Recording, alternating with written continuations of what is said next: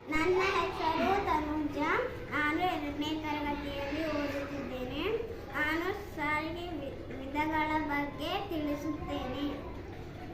Bus ಇದು ಭೂ ಸಾರಿಗೆ.